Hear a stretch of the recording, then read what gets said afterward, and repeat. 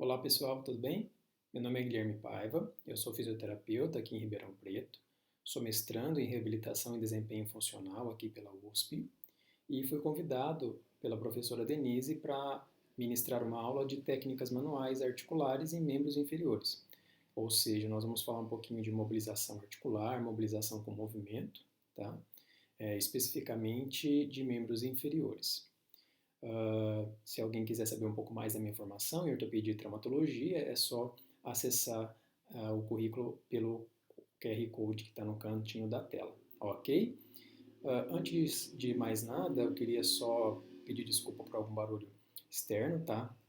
Ambiente que possa aparecer aqui no meio da aula. A aula vai ser mais curta e eu vou tentar ser mais direto, mas não vou deixar de introduzir, né, para a gente entender um pouco mais a respeito do conceito que a gente vai utilizar nas técnicas, beleza? Terapia manual, né, que nós denominamos como movimentos habilidosos ou essa capacidade de manejar ou gerar técnicas com as mãos, ela é considerada até uma área dentro da fisioterapia, designada para as condições neuromusculoesqueléticas, onde vão ser aplicadas técnicas ou aplicadas técnicas. E essas técnicas vão visar alguns tecidos corporais, né, tanto tecidos moles quanto tecidos como articulações que envolvem outras propriedades e vai ter alguns objetivos específicos relacionados a esses tecidos, sejam com relação a sintomas, seja com relação a sinais, né, demonstrações ali físicas que tem alguma coisa alterada nesse tecido, como por exemplo déficit de extensibilidade, ou apresentando, por exemplo, rigidez,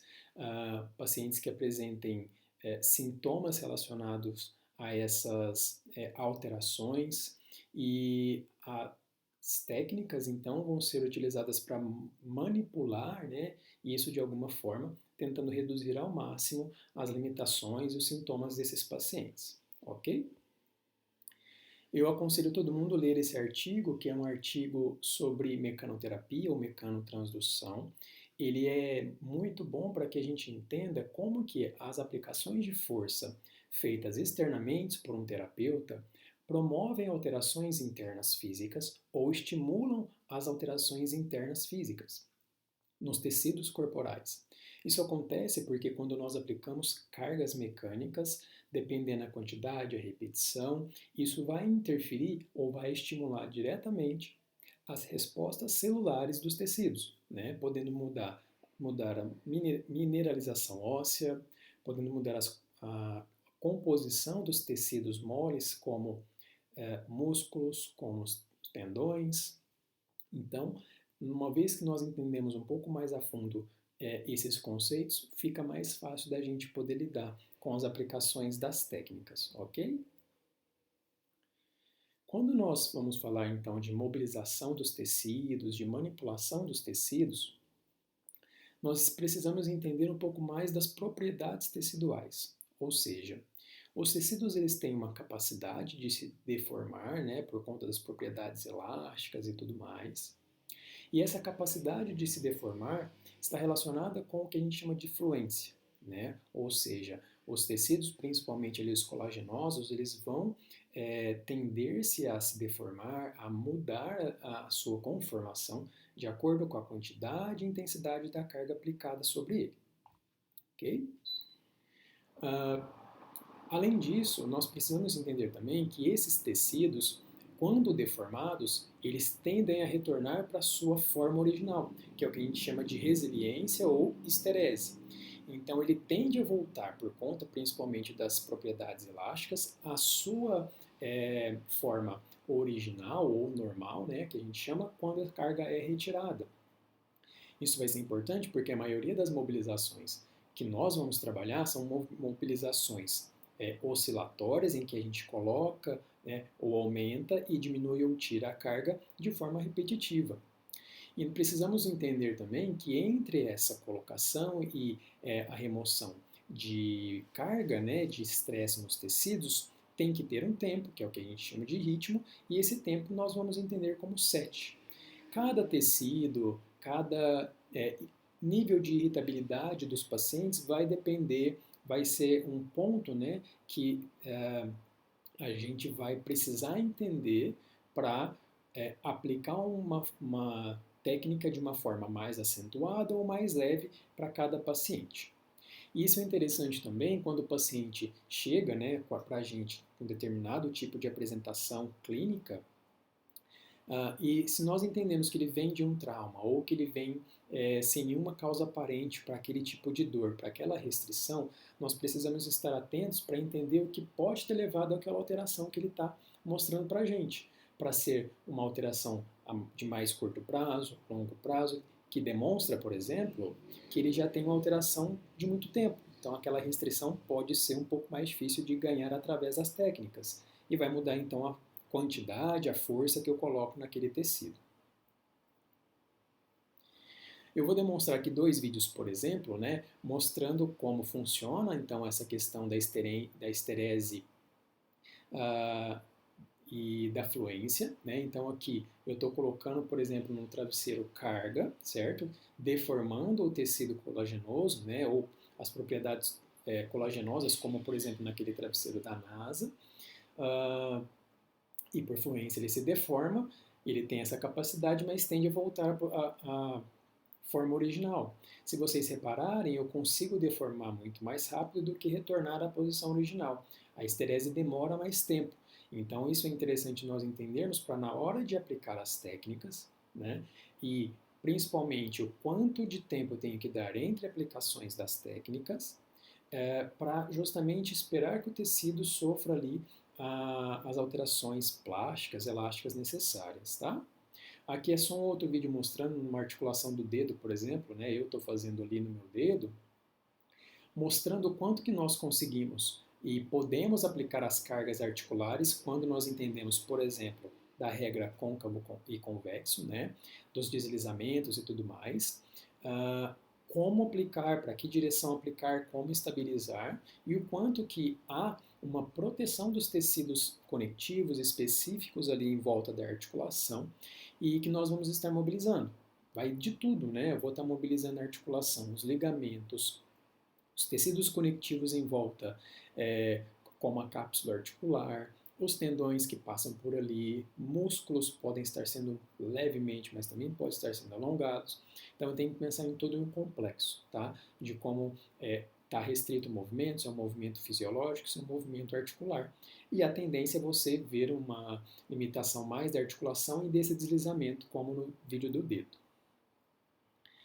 Para entender também sobre os graus de manipulação ou de imobilização, né, nós precisamos entender que nós vamos nos guiar pela resistência do tecido ou pela irritabilidade tecidual. Vamos pegar, por exemplo, o vídeo do dedo.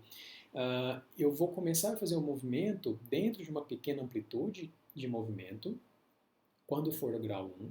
Por exemplo, se a pessoa tiver com muita irritabilidade, se eu quiser trabalhar mais relacionado ao sintoma. Então eu trabalho com a mobilização entre grau 1 e 2, onde eu não chego no limite tecidual, ou seja, eu tento mobilizar dentro de uma amplitude confortável, tá? Sem estressar os tecidos. Se eu quiser alongar no tecido que esteja mais encurtado, aí eu já vou para outro caminho. Eu vou para o grau 3 ou 4, onde, por exemplo, no grau 3, como mostrado na figura, eu chego até a resistência do tecido, aplico a carga e volto, ou seja, eu tento deformar aquele tecido no sentido de alongá-lo, tá? Já no grau 4, eu pego, vou até a resistência do tecido, forço além da resistência do tecido e aí dentro dessa resistência eu aplico as oscilações e as mobilizações que eu quero, certo? Então, como no vídeo do dedo, por exemplo, eu estava aplicando uma carga 3, em que eu chego onde é a resistência do tecido, a resistência da cápsula articular, ali daqueles tecidos. Forço além daquela resistência, né, da primeira resistência, e volto. E faço uma oscilação. Ok? Tudo isso deve ter um ritmo e uma duração que, em média, é de 1 ou 2 oscilações por segundo, pode durar de 30 segundos a 1 minuto, isso é muito variável, tá? Mas nós também nos baseamos por irritabilidade ou objetivo de mobilidade. Como, por exemplo, se eu quero com um paciente que está muito irritado, eu posso fazer mais lento, um grau mais inferior, e durar menos tempo, e vice-versa para os outros objetivos. Ok? Precisamos entender também quando nós estamos relacionando dor, ou seja, eu quero diminuir o sintoma do paciente, que eu tenho que respeitar alguns princípios biológicos para a mudança ocorrer no tecido e também algumas fases de recuperação tecidual, né? Respeitando a recuperação tecidual ou em que tempo em que ela está. E lembrando dos conceitos atuais de dor, que ela envolve fatores multidimensionais e que eu não vou relacionar somente o dano físico, somente o estresse tecidual, para considerar aquele sintoma ou aquele dado subjetivo, tá? Que nós consideramos dor. Então, é importante vocês estarem cientes disso e cientes, né, dos conceitos atuais de dor. Tá?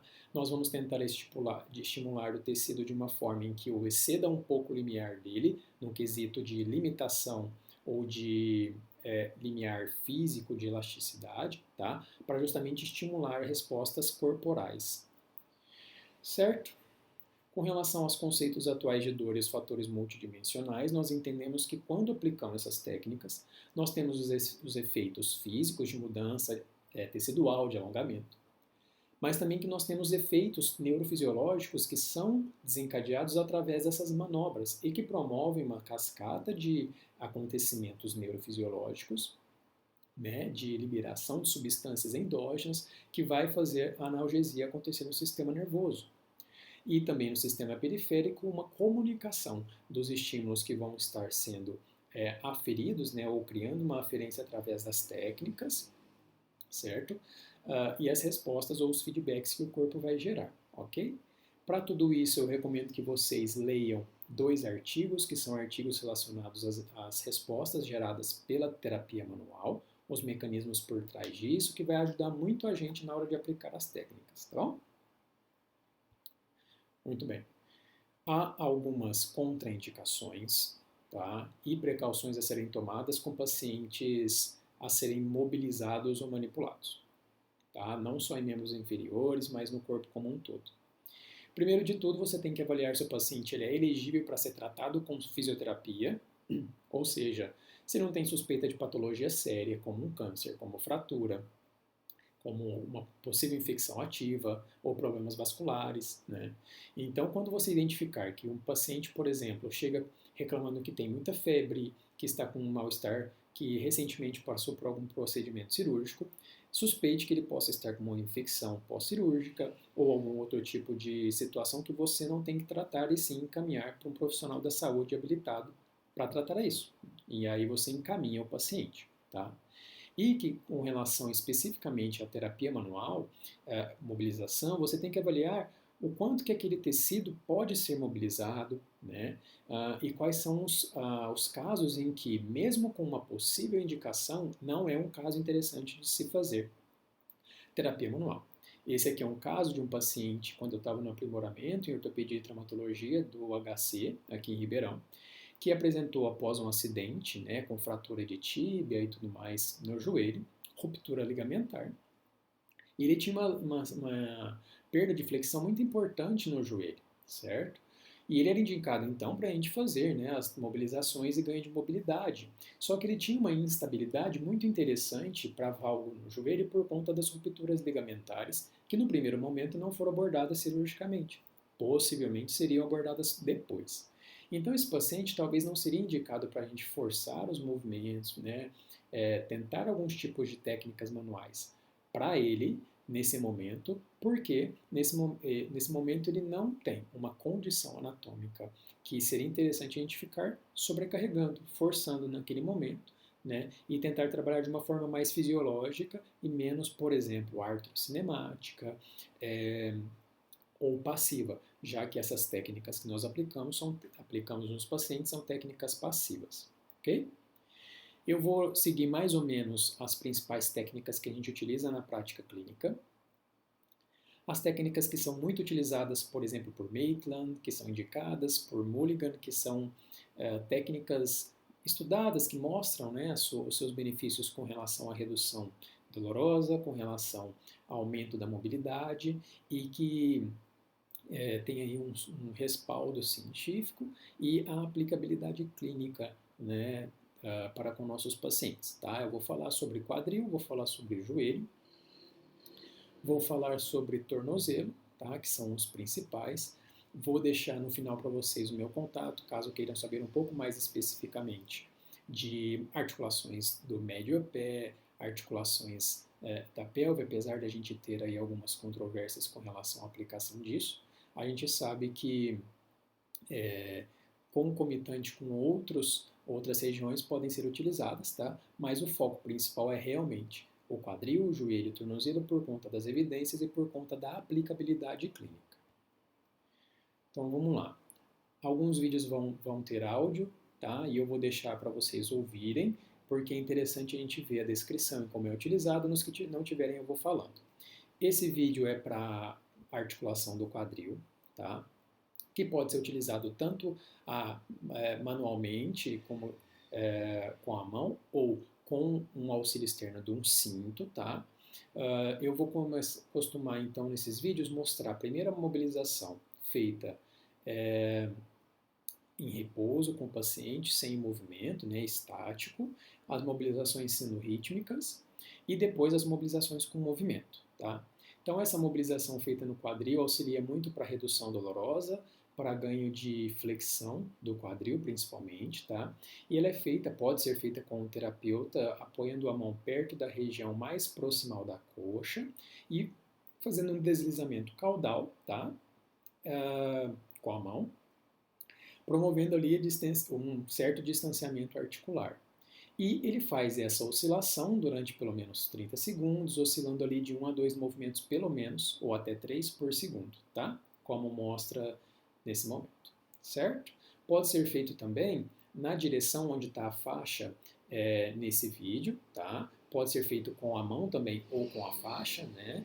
E você fazer somente a tração em sua direção. Tá? Percebem que eu não estou totalmente lateral ao paciente, sim um pouco mais angulado por conta da angulação coxo-femoral, tá bom?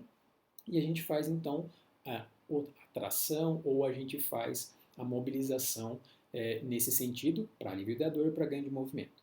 Nesse exemplo aqui, eu utilizo mobilização com movimento com a paciente que apresenta uma osteoartrose avançada, redução da mobilidade e dor, né? Há também perda funcional na marcha e etc. Então, o que eu faço com ela é uma mobilização com flexão e extensão de quadril, né? Flexão agora e extensão, retorno da flexão, com a tração do cinto, estabilizando ali a região mais distal da coxa e a região proximal da pelve, certo? Isso é muito interessante para ser utilizado, uma técnica de Mulligan ou uma MWM, que é uma mobilização com movimento, e ajuda muito os pacientes a retornarem rapidamente à função com redução da dor.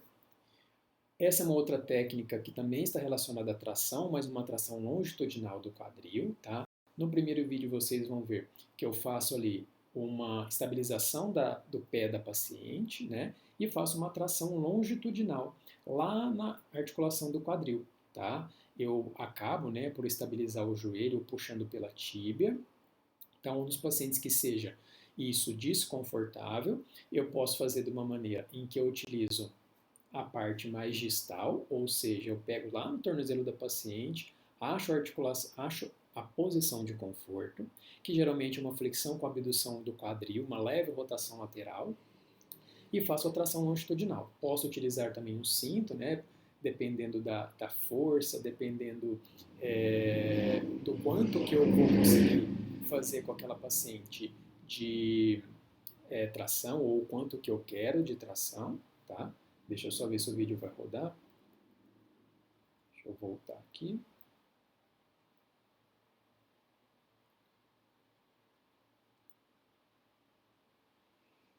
Ok, terceiro vídeo não vai rolar, mas não tem problema. Basicamente a mesma coisa, eu faço, né, uma tração puxando a articulação da paciente na minha direção e tentando então fazer ali uma separação articular para ocorrer um relaxamento e alongamento daquelas estruturas, ok? Em alguns pacientes tem outras formas de ser utilizado aquela mobilização, tá? Em que eu faço uma mesma movimentação, Só que a pegada ela é feita na região distal da coxa, tá? Isso é um pouco mais difícil, tem que ser feito em decúbito lateral, mas essas mobilizações caem bem para os pacientes, por exemplo, com osteoartrose. Essas mobilizações aqui são mais relacionadas a ganho de extensão do quadril, tá? Então, se a gente lembrar lá da questão côncavo e convexa e lembrar das movimentações, a gente vai entender por que nós estamos fazendo aqui um apoio distal na coxa com um apoio proximal na nádega e um deslizamento anterior da parte proximal do fêmur, ok? Então nós fazemos lá o apoio distal que pode ser feito com o auxílio do cinto ou da mão para estabilizar e fazemos então a mobilização no sentido póstero anterior, tá? Essa mobilização é feita com o paciente em decúbito ventral para que a gente possa ali ter uma maior estabilidade. Nós também podemos fazer do lado contralateral quando nós queremos utilizar um pouco de rotação ou ganho de rotação do quadril. Então, nesse caso ali, eu estou pegando a paciente, estabilizando a região distal com uma certa rotação lateral do quadril, né? Lembrando que quando a gente roda o joelho ou a coxa para fora, o pé vai para dentro, no sentido medial, e fazendo a mobilização, ou seja, eu ganho também rotação do quadril associado ao movimento de extensão, né? E lembrando ali que o quadril já está apoiado levemente em extensão, porque fica mais difícil, por exemplo, fazer com apoio manual. Muito bem. Espero que não esteja tão rápido, tá? Dê para entender, mas sendo um vídeo vocês conseguem voltar. Existem algumas opções em que eu preciso de avançar um pouco mais, ou que o paciente é atleta, ou que o paciente necessite de uma função específica. Vamos supor que ele é corredor ou que ele caminha e sempre na extensão, né, na fase final da marcha, na fase de apoio, ele sente dor naquele membro. A gente pode utilizar, por exemplo, mobilização com movimento, deixa eu ver se vai aparecer aqui, como nesse slide, onde que ele faz ali um glide, ou seja, um deslizamento com o cinto lateral, separando, tentando separar as superfícies articulares, né, relaxar e distanciar, e pede para o paciente fazer um movimento de extensão do quadril, por exemplo, com carga. Nesse exemplo aqui que eu vou mostrar, ó, é uma amiga minha paciente e bailarina, que ela tinha sintomas no quadril, especificamente alguns movimentos com carga, né? E por ela ser bailarina, ela tem uma flexibilidade bem grande e tudo mais. Nós pensamos então, vamos ser o máximo específicos que a gente consegue dentro da sua mobilidade necessária, dentro do movimento específico que você precisa, né? E aí a gente trabalha, por exemplo, com essa mobilização com movimento, que é uma automobilização, poderia ser feito com o terapeuta, mas é ensinado para ela fazer, né? E ela trabalha, por exemplo, com pressão extra, ou seja, ela vai até no limite da articulação e ainda aplica um pouco de carga. Lembrando que as mobilizações com movimento são orientadas a serem realizadas sem sintoma, tá? Tentando ausentar os sintomas durante as manobras. Ok? Respira. Eu vou mostrar agora as técnicas de joelho. As técnicas de joelho, basicamente, vão tentar também reduzir os sintomas e melhorar mobilidade de flexão e extensão. Enquanto no quadril o mais acometido é a perda de flexão, em que o paciente inclina-se à frente e perde essa capacidade de deambular ereto, né, com dor. No joelho é a deficiência ou déficit de extensão do joelho. Eu vou mostrar aqui algumas técnicas que podem ser feitas, tanto estáticas e com movimento, e vou descrevendo para vocês. Nessa técnica, imagine que a paciente tem ali uma falta de extensão do joelho, né? Então eu posso fazer uma técnica com movimento, em que eu faço o glide ou deslizamento anterior da tíbia, já que ela é côncava em relação ao fêmur, e peço o movimento de extensão. Ou fazer como agora, o deslizamento na amplitude que está limitada. Tá? Existe a outra mobilização em que é mais para final do movimento da extensão, em que eu faço uma estabilização da região da coxa ou do joelho, né, acima da tíbia, e faço o deslizamento póstero anterior da tíbia, tá? Para que no movimento, vamos supor então aqui o movimento da tíbia, tá? E o movimento do fêmur, que quando eu faço esse movimento aqui, eu estou tentando então ganhar o deslizamento na direção. Se eu mobilizo para lá, no sentido, por exemplo, póstero anterior, eu quero que ela ganhe movimento para anterior, que é a extensão nesse caso. Outra opção para ganho de outro movimento, né, que a gente tem para o joelho é a flexão, e nós temos algumas técnicas. Uma das técnicas é a mobilização posterior anterior, em que eu faço uma pressão, principalmente na mão do relógio, que é no sentido anteroposterior, tentando empurrar a tíbia para trás. Tá? Percebam lá que eu faço uma pressão com as duas mãos, mas na verdade a direita, ou a do sem relógio, estabiliza e a esquerda empurra em direção ao fêmur, tá? Um deslizamento posterior. Isso também pode ser feito com o movimento, então eu peço para o paciente movimentar logo após aplicar a carga e segurar aquela carga, ou seja, eu aplico o deslizamento, peço para ela o movimento e não solto durante todo o movimento. Existem algumas técnicas descritas por Mulligan que ele fala sobre ajustes articulares, no sentido em que você aplica cargas em diferentes direções e analisa o que acontece com o movimento e sintoma. Então, aqui é um exemplo em que uma paciente pode, por exemplo, referir sintoma, e eu faço com ela ali o deslizamento lateral, né, da tíbia, com estabilização do fêmur, né, aplico a carga no sentido lateral e peço para ela realizar o movimento e avalie o sintoma e se o movimento aumenta. Senão, eu posso mudar. A mão da tíbia vai para o fêmur, da mão do fêmur vai para a tíbia e eu aplico a força contrária. Ok? Essa é uma mobilização com movimento, muito utilizada também, mas principalmente para sintoma. Outra técnica agora que a gente essas são basicamente as técnicas para o joelho, tá? Algumas técnicas relacionadas especificamente à fíbula são mais direcionadas para o tornozelo, como a gente vai ver, e algumas outras são muito específicas que não são necessariamente para o momento. Para tornozelo e pé tem muita perda, principalmente de dorsiflexão, uma coisa que a gente precisa estar atento, ok? Ela vai falar um pouquinho ali, apesar de ser em inglês, ela vai já descrever algumas coisas importantes. O que a gente tem que estar atento é que tornozelo, joelho e quadril são articulações que recebem muita carga. Então, as mobilizações preferencialmente são feitas com o paciente sobre o membro, né? Então, que a gente chama de mobilização com movimento, com carga, certo? Porque aí a gente vai reproduzir o movimento que o paciente está relacionando com o sintoma e trabalhar em cima disso, tá bom? Essa é uma mobilização que a gente chama de distração do tornozelo, tá? Uma distração talocrural e subtalar.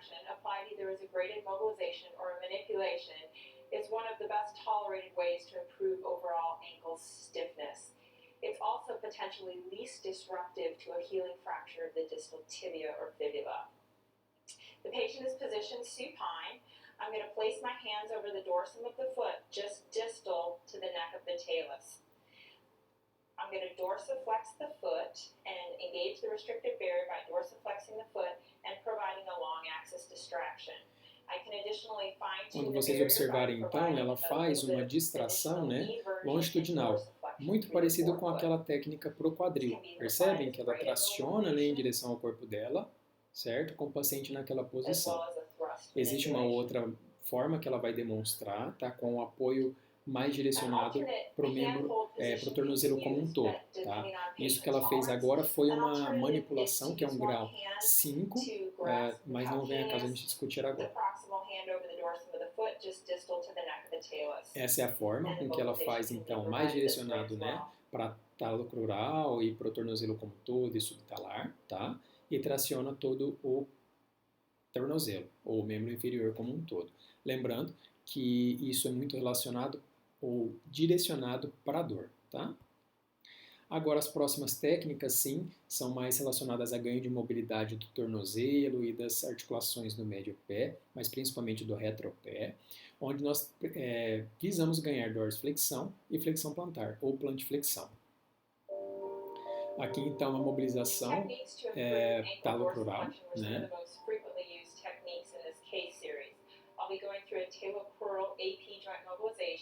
É uma mobilização anteroposterior, tá?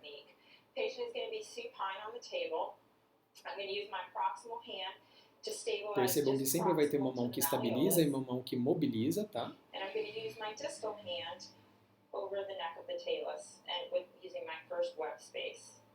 Quando ela fala usar o primeiro espaço da mão, é justamente essa região para ter uma pegada, tá? Eu vou falar isso daqui a pouco.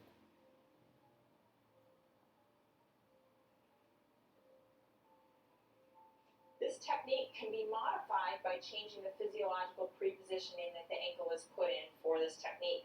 We could start with the ankle in a position of comfort, allowing some plantar flexion, such as this. Então ela fala que você pode começar, né, numa amplitude com mais conforto e depois progredir para uma amplitude um pouco maior na tentativa de ganhar um pouco mais de mobilidade. Certo? Então conforme você vai fazendo ali a mobilização e ganhando movimento, você vai avançando na amplitude de movimento e acompanhando a mobilização para ganho de dorsiflexão.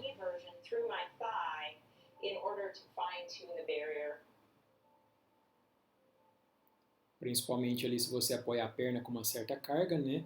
Como ela disse, com a descarga de peso, né? Mimetizando um pouco isso. Providing the mobilization closest to the patient's movement restriction is most effective in changing their ankle function and range of motion. After we perform the technique, we would reassess. Nessa outra técnica, né, ela faz com o paciente em decúbito ventral. In those subjects who had been treated with cast immobilization. So we're going to move to a talocrural PA mobilization to increase plantar. Perdão.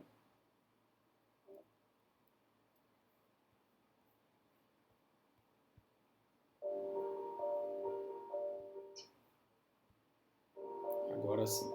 Mobilização talocrural, né, póstero anterior, tá?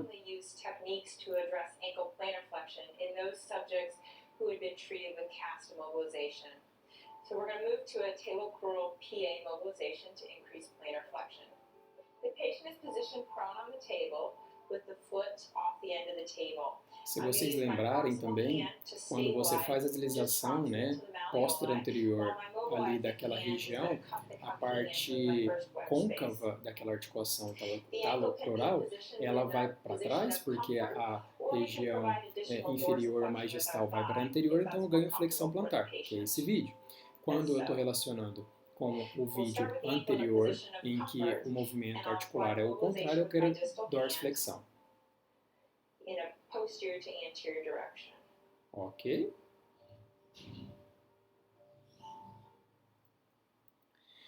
Essa outra técnica é uma técnica com movimento para também, primeiro, dorsiflexão e segundo, para flexão plantar, onde é realizado uma carga, um deslizamento mantido durante o movimento, com um cinto ou sem o cinto. Nesse caso, ela estabiliza a parte ali da articulação do tornozelo, né, posteriorizando os ossos do tornozelo, tá? Enquanto ela realiza uma tração anterior da tíbia. A mobilization belt is placed around the ankle, and my hands will stabilize the foot just over the dorsum of the foot, like so. All of the movement that should be done should be pain-free with this mobilization. Ela empurra ali com o web space, o primeiro espaço, o talos para trás, e faz a movimentação. Through the belt, I'll use my body weight to provide an anterior glide to the distal tibia and fibula.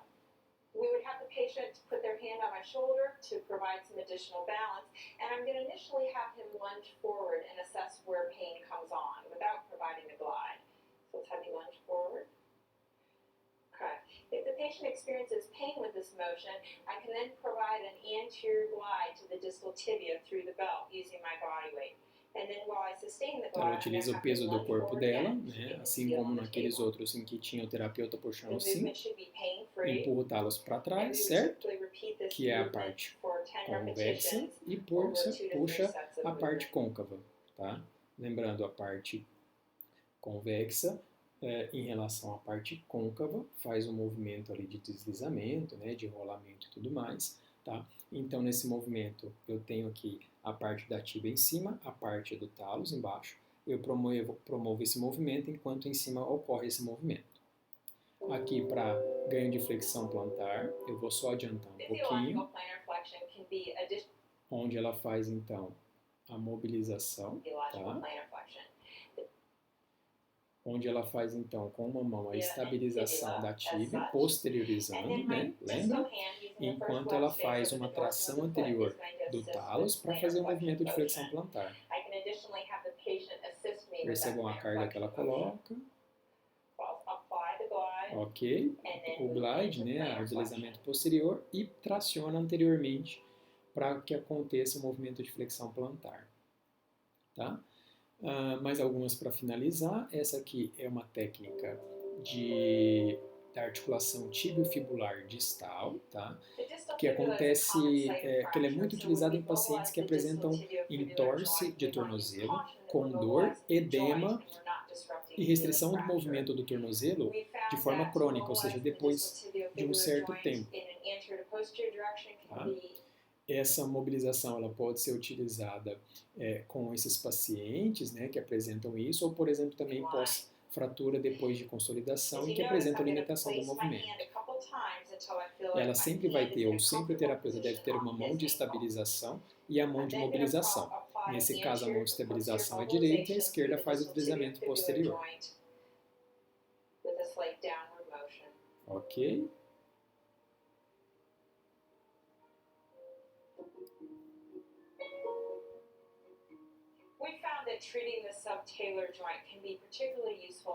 Essa outra mobilização, ela é mais direcionada, né, para a região bem do tornozelo mesmo, pacientes que apresentam, por exemplo, fasciite plantar, apresentam dores nessa região do tornozelo ou limitações do movimento, e vocês conseguem, então, fazer uma mobilização mais direcionada, né, exige um pouco mais de manualidade ou de treinamento para fazer a mobilização, mas demonstra um bom resultado com os pacientes com relação à dor. Tá?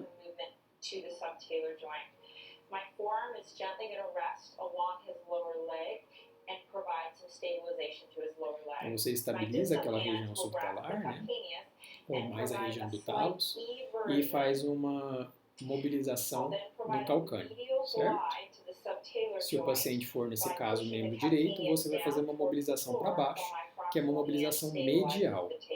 Tá? Se o paciente tiver ao contrário, aí é para lateral. Isso depende da avaliação da restrição que você encontrar. Para finalizar, eu passo algumas dicas com relação para vocês fazerem com o paciente. Tá? Primeiro de tudo é relacionar as técnicas às queixas, ou seja, se é relacionado ao movimento, tende a fazer a técnica com movimento. Se o sintoma é em repouso, tende a fazer mobilizações oscilatórias com ele em repouso, tá? Ou sustentadas, que existem as mobilizações também sustentadas, principalmente de tração. Pacientes que apresentam uma alta irritabilidade, hipersensibilidade dolorosa, façam técnicas mais leves na mobilização. Ali está escrito manipulação, né, ou manipular, que seria uma técnica mais rápida, como fazer no dedo, certo? Né, ou na coluna, que é muito feito. Só que, como nós estamos falando mais de mobilização, a gente faz graus mais leves para estressar menos. Apesar da manipulação parecer mais agressiva, ela tem efeitos neurofisiológicos. Condição persistente de sintoma, o paciente tem há muito tempo um sintoma, também utilizamos técnicas menos agressivas para trabalhar muito mais a questão sintomática do que necessariamente tecidual. Tá? E nós vamos muito pelo que o paciente já teve de experiência com relação às técnicas, preferência de não ser, por exemplo, mobilizado. Muitos pacientes já tiveram experiências negativas com a mobilização, então a gente não faz, não tem por que fazer. Tá? Mesmo que tenha uma necessidade, entre aspas, do tecido, nós temos que avaliar tudo um contexto. Temos que fazer técnicas mais gentis em idosos, porque existe toda uma alteração fisiológica já daqueles tecidos, principalmente com relação, né, à capacidade de mudança, ou principalmente à restrição mesmo. Às vezes a restrição é muito grande, ou uma mudança adaptativa daquele indivíduo e daquele tecido. Associar alguns exercícios de mobilidade sempre é bem-vindo, tá? Com todos os pacientes, para nós mantermos aquele ganho que nós obtivemos com as técnicas. E sempre raciocinar, fazer um pensamento crítico em cima do caso de cada paciente, né? Levando em consideração que os sintomas são geralmente, ou quase sempre, ou sempre, multidimensionais, envolvendo a parte cognitiva, comportamental, psicológica, física, biológica, né? E a gente avaliar o quanto de porcentagem cada um está influenciando naquele paciente vai ser especificamente necessária para a gente tratar ele adequadamente, tá? Por conta disso, eu coloco esse slide para falar justamente de você não gerar uma informação inadequada para o seu paciente, tá? O paciente não precisa de informações que a gente chama nocivo, que são informações em que gera uma resposta ou psiconeurobiológica negativa no paciente, gera uma expectativa negativa e, contrariamente ao placebo, pode ter realmente uma resposta ali física ou de comportamento que leva ele a ter feedbacks, respostas físicas, sintomáticas negativas, certo? Leiam esse artigo e prestem atenção nisso. Certo? Tentei ser o mais curto que eu consegui dentro do tema. Qualquer coisa vocês voltam o vídeo aí, analisem tudo aquilo que eu disse, tá? Deixo aqui meus contatos para vocês, caso vocês tenham interesse em saber um pouco mais a respeito não só do meu trabalho, mas a respeito do tema. Eu deixo aqui também a abertura para vocês, caso queiram tirar alguma dúvida específica, tá? Principalmente da aula. E meu agradecimento à professora Denise pelo convite e o agradecimento a vocês pela atenção.